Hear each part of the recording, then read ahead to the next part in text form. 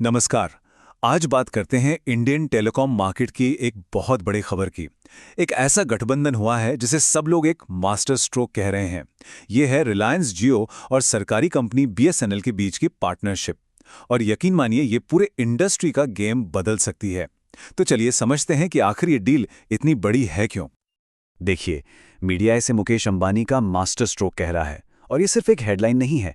असल में ये एक ऐसी स्ट्रैटेजिक चाल है जो जियो को भारत के उन कोने कोने तक पहुंचा सकती है जहां शायद अब तक कोई और प्राइवेट प्लेयर नहीं पहुंच पाया है।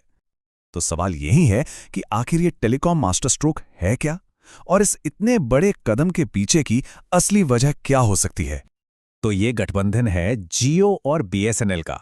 दो ऐसे खिलाड़ी जिनकी ताकतें एक दूसरे से बिल्कुल अलग है। और पता है, यही बात इस साझेदारी को बहुत खास बना देती है।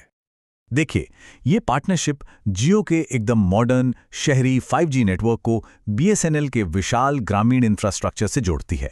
जरा सोचिए, एक तरफ जियो की स्पीड और दूसरी तरफ बीएसएनएल की पहुंच, दोनों एक साथ। जियो के लिए इसका मतलब है देश के कोने कोने में अपनी मौजूदगी दर्ज कराना, और बीएसएनएल के लिए उसके लिए ये अपने विशाल नेटवर्क से कमाई का एक नया जरिया है जो उसके बने रहने के लिए बहुत जरूरी है। तो ठीक है, ये तो हुई बड़ी तस्वीर की बात। लेकिन आम ग्राहकों के लिए इस डील का क्या मतलब है? उन्हें कौन से नए रोमिंग प्लान्स मिलने वाले हैं?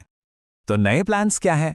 देखिए, इस साझेदारी की शुरुआत अभी के लिए दो राज्यों मध्य प्रदेश और छत्तीसगढ़ में नए प्रीपेड प्लान्स के साथ हुई है। जियो ने दो नए रोमिंग प्लान्स लॉन्च किए हैं। लेकिन यहाँ एक बात ध्यान रखनी होगी कि ये प्लान्स सिर्फ तभी काम करेंगे जब कोई बीएसएनएल के नेटवर्क पर होगा।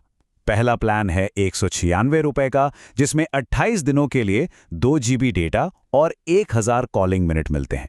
और दूसरा है 396 रुपए का, जिसमें 10 GB डेटा और 1000 कॉलिंग मिनट है।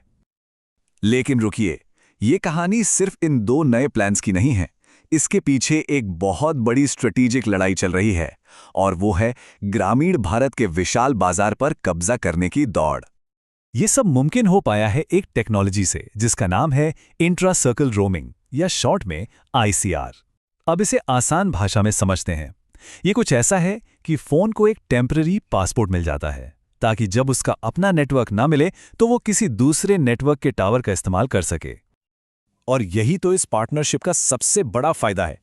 अब जियो के ग्राहक जब किसी ऐसे गांव या दूर दराज के इलाके में होंगे जहां जियो का सिग्नल कमजोर है, तो उनका फोन अपने आप बीएसएनएल के नेटवर्क पर चला जाएगा। मतलब नो नेटवर्क की टेंशन खत्म।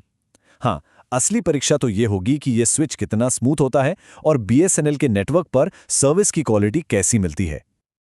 और हाँ, ये सिर्फ कोई कागजी प्लान नहीं है। हाल ही में 2 नवंबर 2025 को राजस्थान के उमेद गांव में इसका एक सफल टेस्ट भी किया जा चुका है। ये टेस्ट साबित करता है कि ये टेक्नोलॉजी जमीनी स्तर पर काम करने के लिए पूरी तरह से तैयार है। जाहिर है, जब इतनी बड़ी रेस हो तो जियो इसमें अकेला खिलाड़ी तो नहीं हो सकता। बाजार की दूसरी बड़ी कंपनी भी इस मौके को हाथ से जाने नहीं देना चाहती। बिल्कुल, जियो की इस चाल का जवाब देने के लिए भारतीय एयरटेल भी पूरी तरह मैदान में है। एयरटेल भी सरकारी मदद से अरुणाचल प्रदेश से लेकर बिहार तक कई राज्यों में अपने 4G नेटवर्क को तेजी से फैला रहा है। तो ये साफ है कि ग्रामीण भारत पर कब्जे की ये लड़ाई अब और भी दिलचस्प होने वाली है, क्योंकि यही वो बाजार है जहां से अगले करोड़ों कस्टमर्स आएंगे। तो इस बड़ी साझेदारी का भारत के डिजिटल भविष्य पर क्या असर होगा? क्या ये देश की टेलीकॉम की तस्वीर हमेशा के लिए बदल कर रख देगी? देखिए, ये पार्टनरशिप शहरी और ग्रामीण भारत के बीच के डिजिटल गैप को भरने वाले एक पुल की तरह है। ये एक बहुत ही स्मार्ट कदम है जो एक बहुत बड़ी प्रॉब्लम को सॉल्व करने के लिए बीएसएनएल के मौजूदा इंफ्रास्ट्रक्चर का इस्तेमाल करता है, और ये पूरे टेलीकॉम बाजार को बदल सकता है। तो सबसे बड़ा सवाल यही है, क्या जियो और बीएसएनएल की ये साझेदारी वो आखिरी चाबी साबित होगी जो भारत के हर कोने तक डिजिटल कनेक्टिविटी का दरवाजा खोल देगी? क्या ये डिजिटल इंडिया के सपने को सच में हकीकत में बदल पाएगी? खैर, इसका जवाब तो आने वाला वक्त ही देगा।